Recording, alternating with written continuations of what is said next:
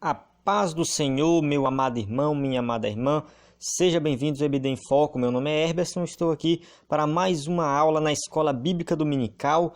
Essa aula que eu faço aqui toda semana no slide, e você pode baixar esse slide, entra no site ebdemfoco.com/slide, você vai ver aí o slide em PowerPoint para você baixar, usar na sua igreja e aí fazer o que você quiser. Se você estiver assistindo esse vídeo no YouTube, se inscreva aí no meu canal. Se estiver aí na página do Facebook, curta a página, comente. Se você estiver no site, também tem uma parte aí de comentários. Você pode comentar, dizer alguma coisa, participar também da aula para que Deus possa abençoar mais e mais o EBD em Foco e esse projeto possa crescer mais e mais. Então, assim, vamos lá. A aula dessa semana, lição número 12, sabedoria divina para a tomada de decisões. Esse tema, ele é bem interessante pelo fato de que nós estamos falando de crise, estamos falando aí de dificuldades, problemas que a gente passa na vida, tudo aplicado na nossa vida, na nossa circunstância atual que o nosso país se encontra, e essa lição ela vem de sabedoria, ou seja, nós não vamos conseguir resolver os problemas da nossa vida de crise se a gente não tiver sabedoria. E a Bíblia diz que Deus dá sabedoria para quem pedir. Então é algo que nós podemos nos dirigir a Deus em oração, pedindo que Ele vai nos conceder. Vamos estudar aqui um pouco da história de Salomão. Essa é a ideia, para que nós possamos aprender como ter sabedoria. Texto áureo. Porque o Senhor dá sabedoria e da sua boca vem o conhecimento e o entendimento. Provérbios capítulo 2, versículo 6. Olha só, o Senhor dá a sabedoria. É dele, Ele dá. Ele que dá, basta nós pedirmos. Verdade prática. Deus nos concede sabedoria para vencermos as crises mais difíceis e inesperadas. Isso aqui é um resumo da lição. Então, independente da crise que a gente está passando, Deus ele vai nos conceder sabedoria, para que possamos passar, vencer e chegar lá com vitória no final da crise. A leitura bíblica em classe se encontra em 1 Reis, capítulo 4, do versículo 29 a 34. É a passagem que Salomão pede sabedoria a Deus. E Deus dá a sabedoria que mostra o quanto ele era sábio. Eu vou passar essa parte, eu sempre passo a leitura, suponho que você já tenha feito. Mas só que o versículo 32 diz assim: E disse 3.000 provérbios, e foram os seus cânticos 1.005. Olha só, ele teve uma sabedoria muito grande, muito grande. Se a gente trazer para os dias atuais, é difícil até encontrar alguém atualmente que teve a sabedoria tão grande quanto a sabedoria de Salomão. Hoje as pessoas podem ter acúmulo de informação, agora sabedoria como Salomão tinha, eu acredito que a gente não vai encontrar tão fácil assim. Vamos logo começar aqui a aula, na introdução, partir aqui para os tópicos da lição. O primeiro tópico é a introdução aqui, que fala assim: na lição de hoje estudaremos os últimos dias do reinado de Davi e a escolha do seu sucessor. Então, assim, Davi, o seu reinado chega ao fim, só que teve aí uma certa crise no seu reinado, no final do seu reinado.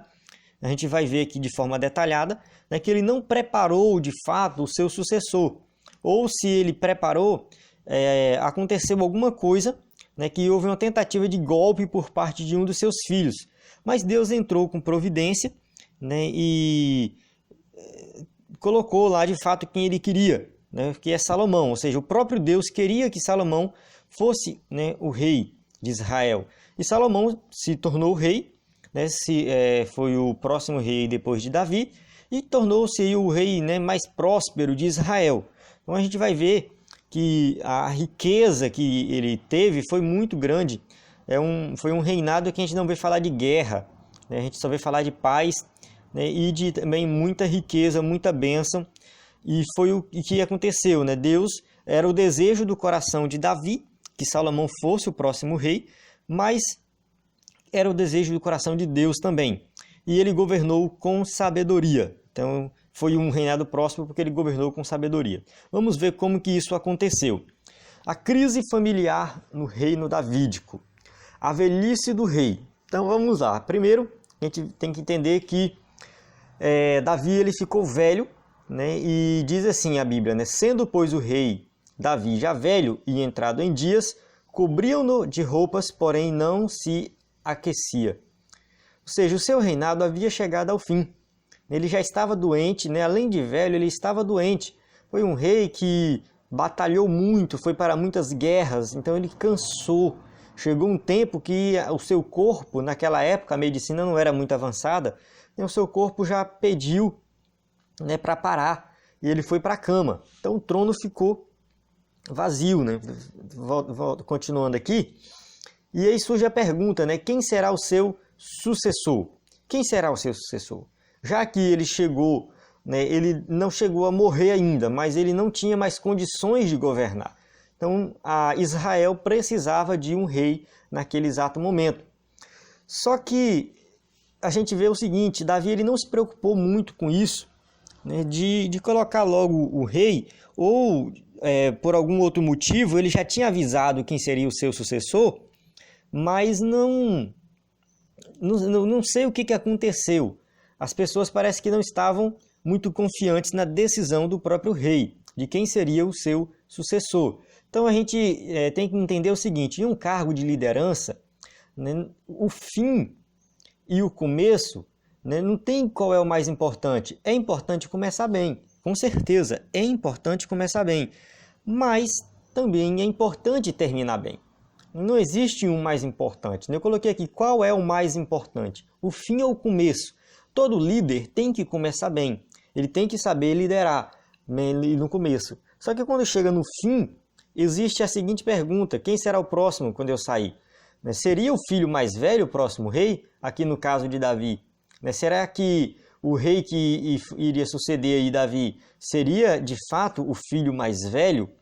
Então assim, tem que pensar no fim. Você tem que pensar em quem vai continuar o seu trabalho. O bom líder, ele prepara alguém para o substituir. Então assim, a gente tem que fazer isso. Todo líder tem que preparar alguém para substituir. O golpe de Adonias. Adonias, né, olha só. Então Adonias, filho de Agite, se levantou e disse, eu reinarei. Olha só o que ele fala, eu reinarei. Adonias, ele toma o reino. Aproveita que Davi está lá. Adonias era um filho de Davi e aproveitou que Davi estava na cama doente, preparou carros e cavaleiros e 50 homens que corressem adiante dele. Então ele foi lá, juntou o povo e falou assim, agora eu sou o rei. Davi não tem mais condições de reinar e eu sou o rei. Como primogênito, talvez ele fosse o primogênito. A Bíblia não diz explicitamente, né? O primogênito era Absalão, mas ele morreu. Então assim, ficou outros filhos depois de Absalão. E aqui a gente tem Adonias como primogênito, provavelmente. Ele teria direito ao trono. De fato, ele merecia, né? Porque naquela época geralmente era assim, o filho mais velho era o que herdava mais. O filho mais velho ele pegava o dobro da herança, o filho mais velho era que sucedia no trono. Era sempre assim que acontecia. Só que Davi não era o primogênito, um exemplo, né? Davi ele foi escolhido rei e ele era o menor da sua casa, ele era o mais novo. Então o que a gente aprende com essa lição? Que Deus escolhe quem Ele quer. Ou seja, a escolha de Deus não depende dos nossos parâmetros. É Deus que vai lá e fala, né? Eu quero esse aqui. Foi Deus que escolheu Davi. Deus não escolheu o mais velho lá da casa de Davi. Escolheu ele, o menor, o mais novo. E, da mesma forma, né, Deus não tinha escolhido Adonias para ser o rei de Israel. Não era Adonias. Adonias, ele foi talvez um filho mimado, né? 1 Reis 1,6 diz assim, e nunca seu pai o tinha contrariado dizendo, por que fizestes assim? E era ele também muito formoso e parecer, e Agite o tivera depois de Absalão. Olha só aqui a história, né? Ele nasceu depois de Absalão. Davi teve várias mulheres, né? E pode ser que uma outra mulher teve um filho na frente, não sei. Mas aqui Absalão, a Bíblia diz que Absalão era o mais velho e depois veio, no caso dessa mulher, Agite, né? Primeiro veio Absalão, depois veio Adonias. Então a gente vê aqui que Adonias, ele era mimado, ele fazia o que ele queria. Olha, e nunca seu pai o tinha contrariado. Parece que tudo que ele queria fazer, Davi apoiava. Davi não soube dizer não para o seu filho. Os pais hoje em dia têm esse costume, não saber dizer não. Mas o filho tem que ouvir o não. Nós temos que disciplinar o filho com amor e sabedoria. Porque tudo que ele pede, você diz sim. Tudo que ele quer fazer, você diz sim. Quando ele crescer e ir para o mundo, ele vai ouvir vários nãos no mundo. Ele vai ouvir muitos nãos. E ele tem que aprender a ouvir não desde criança. Ele tem que aprender a ouvir não em casa. E não depois que ele crescer e for viver sozinho, tocar sua vida sozinho.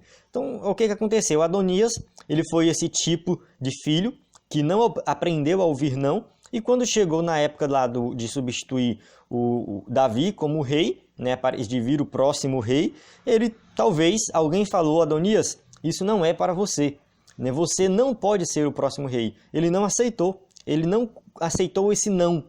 Para ele tinha que ser sim, tudo que ele queria tinha que acontecer. E ele foi lá e fez, né, tomou o rei, o trono do rei, sem o próprio rei ficar sabendo. Ele deu praticamente um golpe aí, achando que merecia o trono, né, ali de Israel.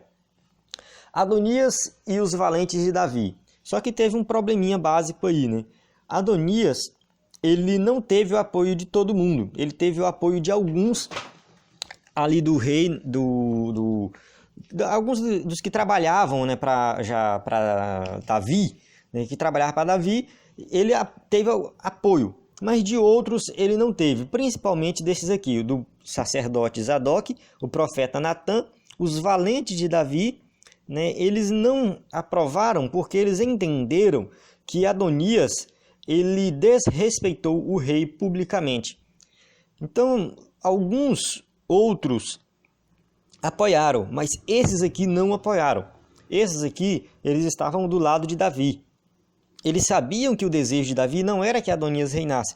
Se o desejo de Davi fosse que Adonias reinasse, eu acredito que eles não estavam muito preocupados, porque era o desejo de Davi. Mas não era o desejo de Davi, e eles falaram não. O que Adonias fez, ele foi para desrespeitar o rei publicamente. Então aqui começou a crise, né? A crise familiar e política estava instalada no reino. Então o profeta Natã, ele teve que tomar uma atitude, né, para acabar com essa situação. Ele foi lá, chamou a mãe de Salomão, Batseba, e contou o que estava acontecendo. Não ouviste que Adonias, filho de Agite, reina, e que o nosso senhor Davi não sabe? Olha só, tá vendo que Adonias está reinando? Foi lá, pegou o cavalo, colocou a coroa, chamou as pessoas, fez uma festa para comemorar o seu reinado, e Davi está lá no quarto e não sabe de nada. Ele foi lá e contou a verdade. O profeta de Deus precisa ter compromisso com a verdade e a justiça, e não compactuar com o erro. É o que a gente vê muitos hoje se auto-intitulando profeta, mas não tem coragem de dizer a verdade.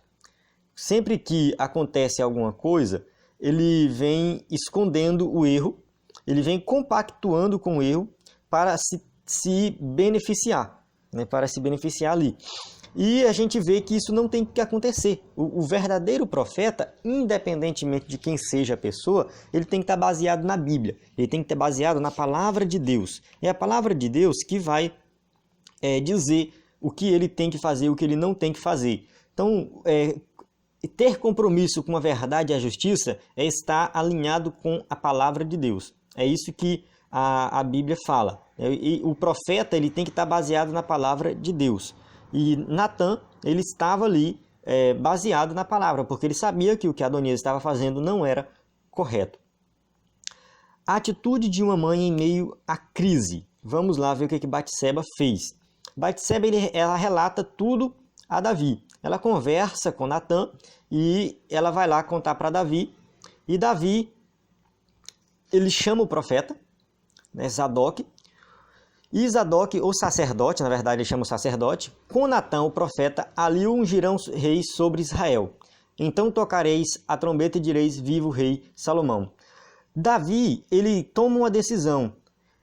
Batseba fala com ele assim, olha, você falou que o meu filho, Salomão, seria o próximo rei. Por que Adonias está reinando? Ele falou, não te preocupe, vamos ungir Salomão, rei de Israel. E ele chamou o profeta, chamou o sacerdote e falou, vai lá e unge. E aí ele ungiu, né, lá o sacerdote ungiu Salomão como rei, né, e gritaram, viva o rei Salomão.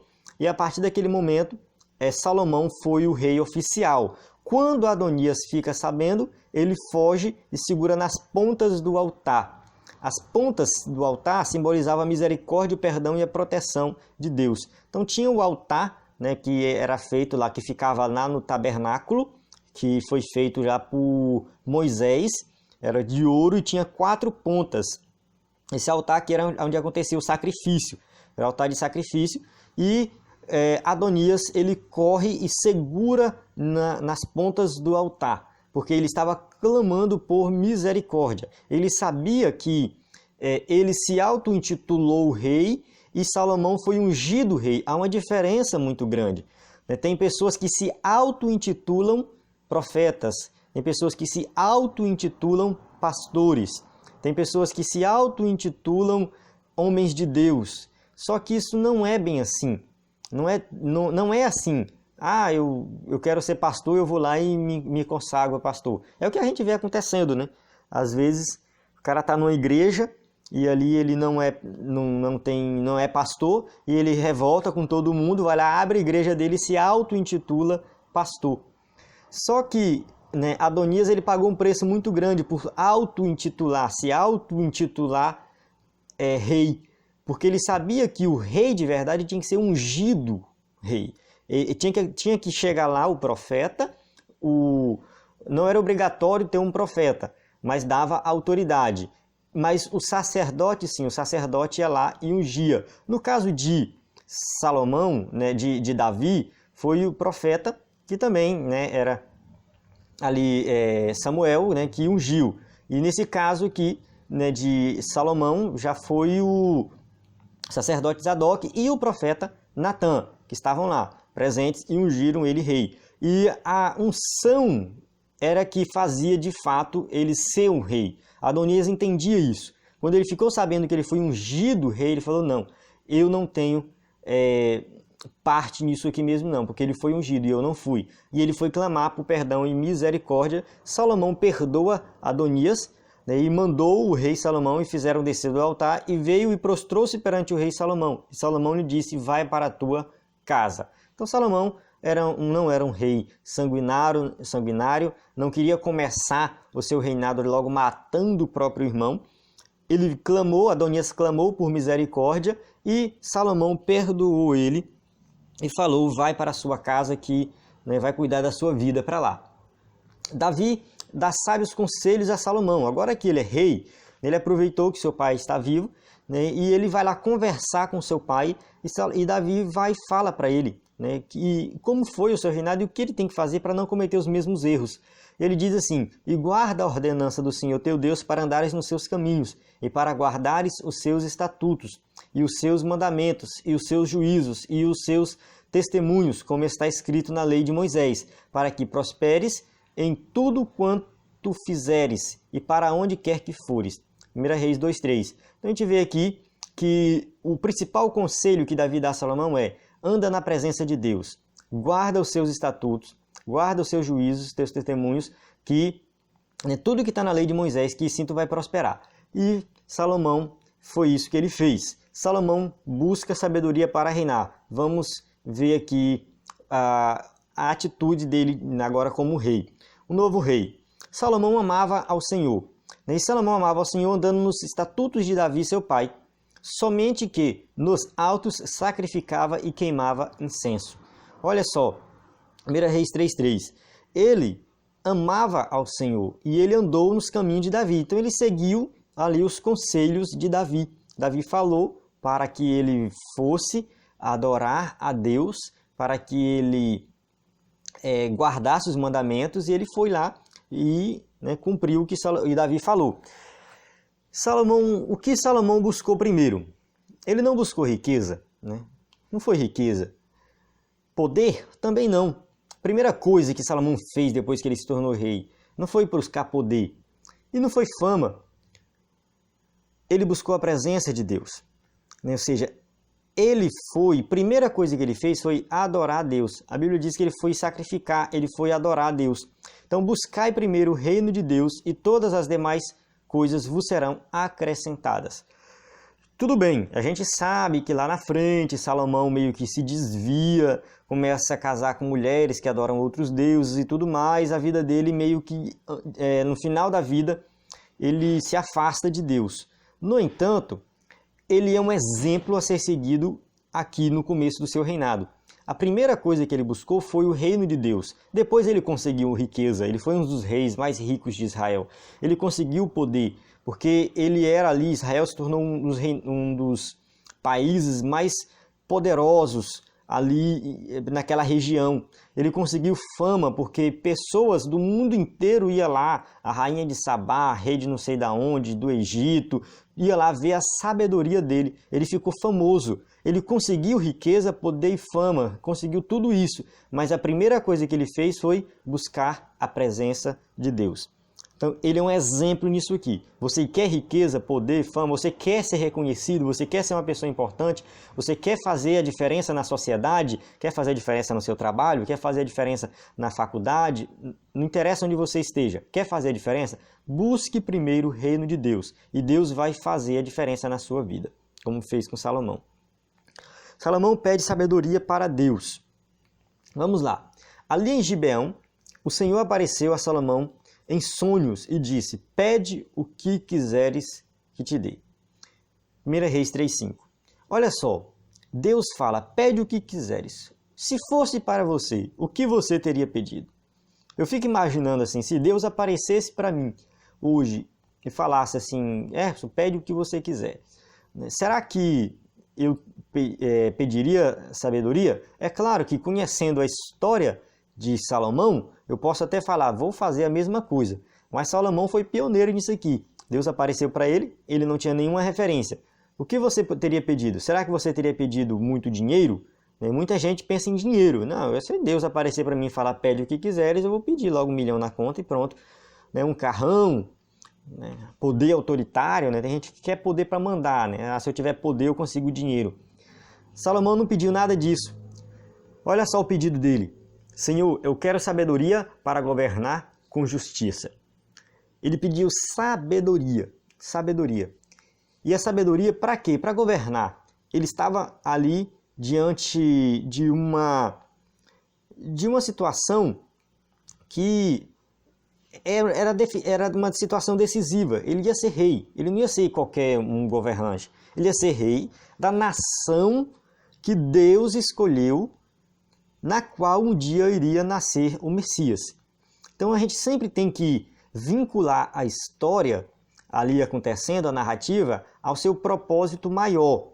A gente nunca pode perder de vista qual era o propósito de Deus com a nação de Israel.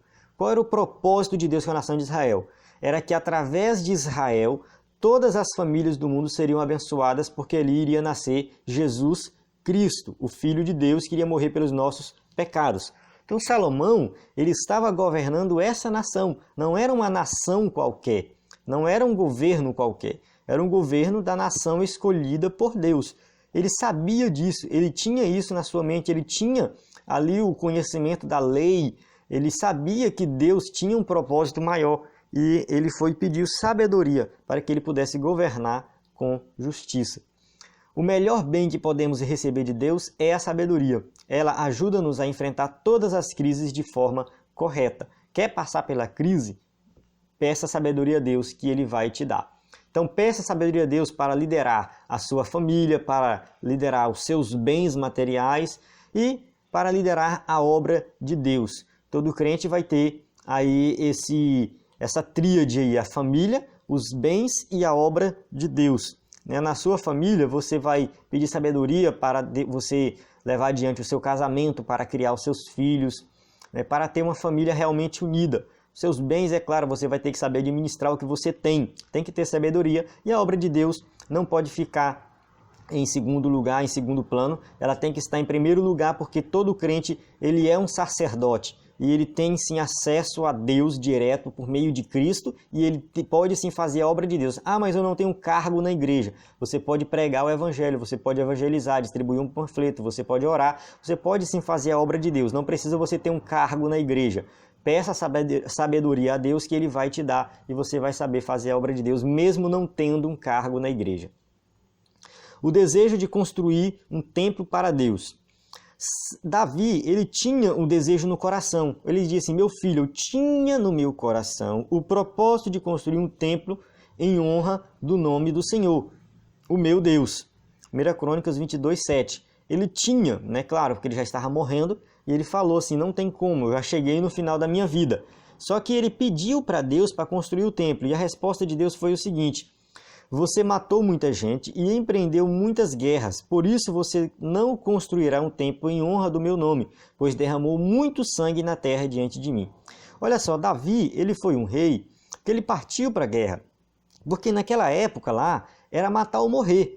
Naquela época, os povos vizinhos de Israel eram povos pagãos, povos que praticavam todo tipo de atrocidade, não eram pessoas boazinhas, eram pessoas que praticavam atrocidades, que sacrificavam crianças, que tinham várias coisas erradas, e Israel foi escolhido por Deus e foi colocado também como juízo, ou seja, a nação de Israel também julgava as nações vizinhas, e Davi foi usado por Deus ali como também juiz dessas nações. E esse povo, os vizinhos ali da nação de Israel, partiam para cima para a guerra. Eles queriam tudo. Se Deus não permitisse ali que Davi revidasse, por exemplo, eles seriam destruídos. Então, teve muitas guerras na época de Davi, e Davi matou muita gente porque ele era um guerreiro, ele não era um rei que ficava lá no trono sem fazer nada. A única vez que ele ficou no trono em casa enquanto o povo estava guerreando, ele pecou com Batseba. Então, ele era um rei que ia para a guerra e partia para cima. Então, ele matou muita gente na guerra, empreendeu muitas guerras, e Deus falou: olha, infelizmente, você foi um homem que derramou muito sangue, e eu não quero que você construa um templo para mim. Isso foi o que Deus falou para Davi. E Davi deixou tudo preparado para Salomão. Por isso deixarei tudo preparado para a construção. Assim Davi deixou tudo preparado antes de morrer. 1 Crônicas 22:5. Então ele já deixou o terreno, ele já deixou muito ouro, já deixou dinheiro, já deixou muita coisa. E aí Salomão já tinha ali tudo pronto para começar a construir o templo, o templo. Por que construir um templo? Porque o templo, ele iria unir a nação de Israel, tudo num lugar só. Aqui é onde adora a Deus, é a casa de Deus, onde vocês vão sentir a presença de Deus, ia fortalecer o reino. Deus tinha que ter ali um templo. O que a gente aplica para nós aqui é que o nosso país ele está em crise, mas a provisão de Deus está sobre a sua casa, ou seja, na igreja. Na igreja de Deus não vai faltar nada. Pode faltar aí fora, mas dentro da casa do Senhor, Deus vai suprir todas as necessidades. Sabedoria para edificar o templo. Então vamos aqui para a parte final, o terceiro tópico, que fala da edificação do templo. Primeira coisa, Salomão ele faz aliança com Irão, um rei que ficava ali na vizinhança. O rei, eu coloquei aqui rei da Síria, mas eu estava lendo em outro lugar, falava outra coisa, Eu não... rei de Tiro da Fenícia. Só a correção aqui, é rei de Tiro, a cidade, Tiro é uma cidade, e a Fenícia era a região lá, era a nação, era a Fenícia, não é Síria. Depois, eu acho que futuramente se tornou Síria, mas por enquanto, nesse momento aqui era Fenícia. Só corrigindo isso aí. Depois, lá na frente, essa região foi chamada de Síria também, mas nesse momento não. Ele forneceu toda a madeira necessária. A madeira era algo difícil, principalmente em Israel, que não tinha muita floresta, a vegetação era mais deserto, e Irão forneceu o cedro do Líbano para que ele construísse tudo que fosse necessário ali no templo. Sabedoria para administrar. Então Deus capacitou Salomão para administrar. O que a gente vê isso aí, né? Que essa cooperação que ele fez lá com esse rei, já foi Deus abençoando ele. Ele teve sabedoria para fazer alianças, né? Para administrar as coisas. Da mesma forma, né? Deus ele pode te capacitar para administrar suas finanças. Você pode sim receber de Deus aí a capacitação para que você não fique endividado, mas que seja uma pessoa sábia e que saiba de fato administrar tudo que Deus te deu. A construção do templo. Davi, ele deixou ouro, ele deixou toneladas e toneladas de ouro, mais de 3.000 toneladas de ouro, não sei quantas mil lá, muita tonelada de prata, não lembro agora de cabeça, mas foi muita prata, muito ouro, tudo isso, né, despojo de guerra, ele guerreava e nas guerras ele conquistava lá aquele povo e aí pegava o ouro, a prata, a riqueza que Davi juntou ali no seu reinado, ela é muito grande mesmo. Ele deixou tudo isso para que fosse usado no templo. Então o ouro, a prata que Davi juntou ali, deixou para que Salomão usasse no templo, na construção do templo. Teve também contribuições voluntárias. Então os chefes das famílias, os líderes das tribos de Israel, os comandantes de 1.000 e de 100, os oficiais encarregados do trabalho do rei, ofertaram espontaneamente. Ou seja, eles foram lá, né, e contribuíram de forma financeira mesmo. Eles foram lá e deram dinheiro, ofertaram espontaneamente para a construção do templo, porque era uma grande obra. E Davi ele deixou a planta do templo. Davi não deixou, né, ele fazer de qualquer jeito. Então Davi deu a Salomão a planta do pórtico do templo para que os seus edifícios, para que os seus depósitos, para os andares superiores e para a sala e para o lugar do propiciatório. Ou seja, ele descreveu tudo que ia ter no templo, ele descreveu baseado no tabernáculo, né? O tabernáculo era o local onde o povo adorava a Deus ali e era móvel, né? Ele podia desmontar num lugar e montar em outro lugar. Era através do tabernáculo ali que o povo andava no deserto e montava o tabernáculo, depois desmontava, carregava, tinha a Arca da Aliança. E eu vou falar da Arca da Aliança mais na frente. Mas assim, baseado na planta do tabernáculo, Davi tinha a planta do templo e entregou para Salomão.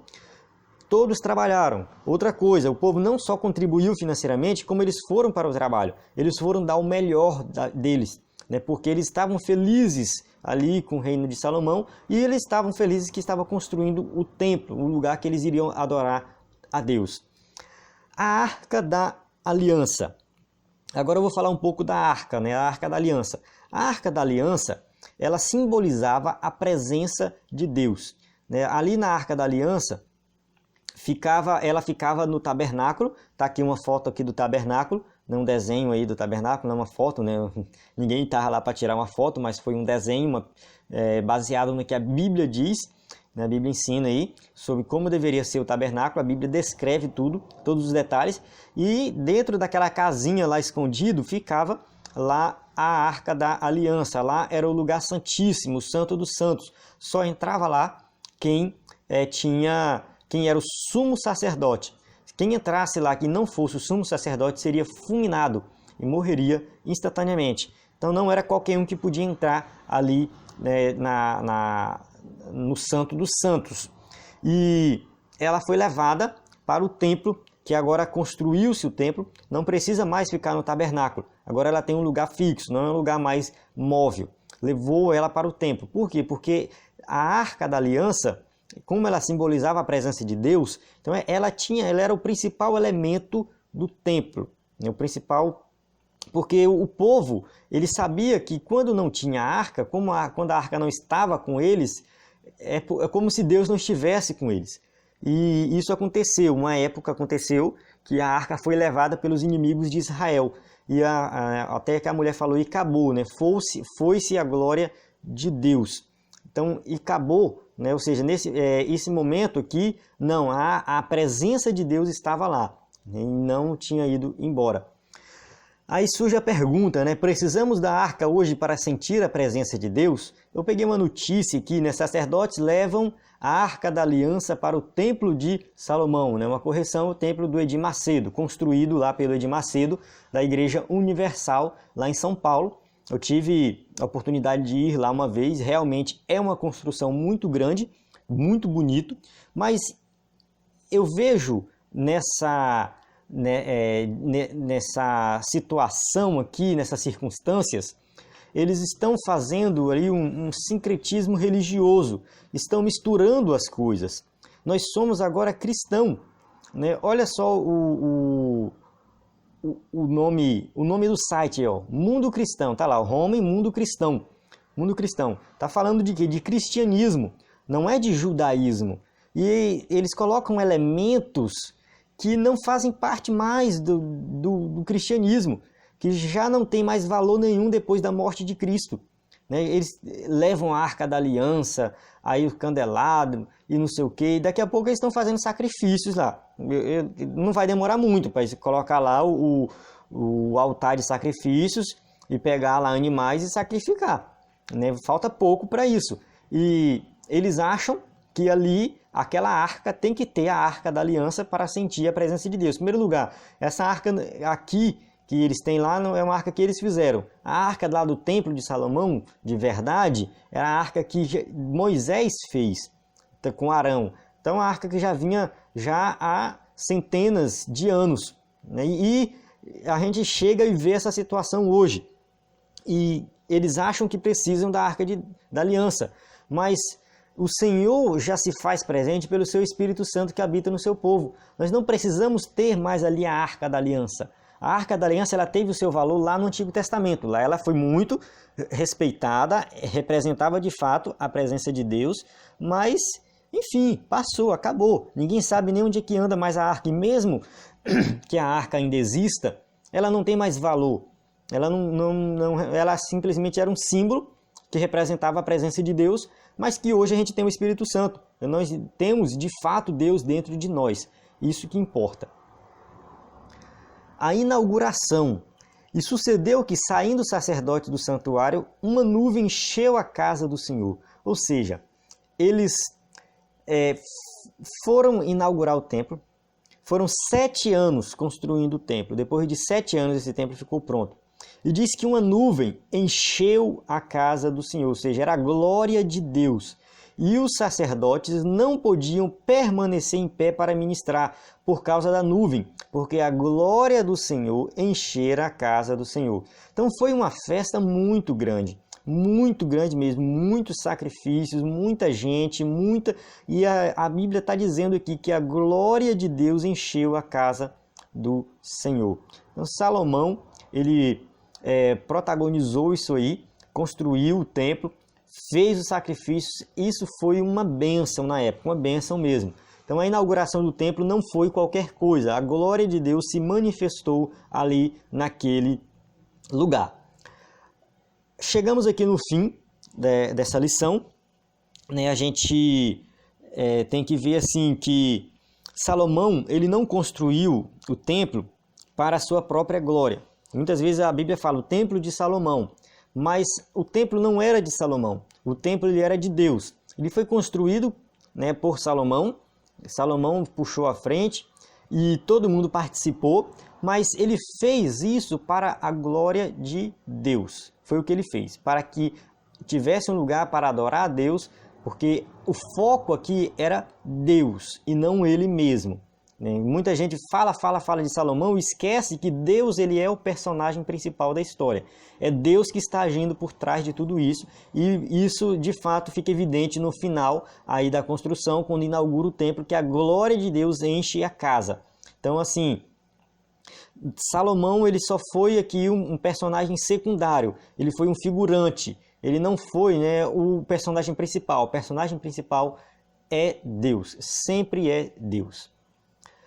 Conclusão. Então a gente aprende aqui nessa lição que Deus abençoou Davi no seu reino, embora ele enfrentou muitas crises, mas que Salomão recebeu, né, a dádiva da sabedoria, e o seu reino foi maior e mais próspero. Então Salomão teve um reinado muito maior, muito mais próximo, um reino de paz. Ele teve o privilégio de usar sua sabedoria para construir a casa de Deus, um lugar de adoração ao Senhor, que contribuiu também para fortalecer a unidade nacional. O Pai Celeste também deseja dar a você sabedoria para viver uma vida santa e vencer as crises que surgirem em sua caminhada. Então, assim, da mesma forma que Deus deu sabedoria para Salomão, Ele pode dar sabedoria para cada um de nós, basta nós pedirmos. Se nós pedirmos sabedoria, Ele vai nos conceder sabedoria, vai nos dar sabedoria e nós seremos sábios para resolver os nossos problemas, passar pela crise. Sabemos que o país está passando por uma crise muito grande, o governo está aprovando medidas que estão prejudicando as pessoas. A gente vê aí essa PEC 55, é uma PEC que vai durar aí 20 anos de congelamento de gastos públicos. Isso é um prejuízo para nós, que somos pessoas comuns. Depois vem a reforma da Previdência, vai ter que trabalhar aí 49 anos para aposentar, receber 100% da aposentadoria. Então já é algo que vai prejudicar as pessoas. Então a gente precisa de sabedoria para viver aí, né, uma vida próspera e vencer a crise. Então, a gente sabe que Deus está no controle de todas as coisas, não temos que nos preocupar, apenas orar e pedir a direção de Deus. As perguntas, respostas, bibliografia recomendada, alguns livros aí, sempre recomendo os mesmos livros, mas você pode olhar outros, em vários livros sobre o assunto. Conteúdo, acesse aí o ebdenfoco.com e fique por dentro da Escola Bíblica Dominical.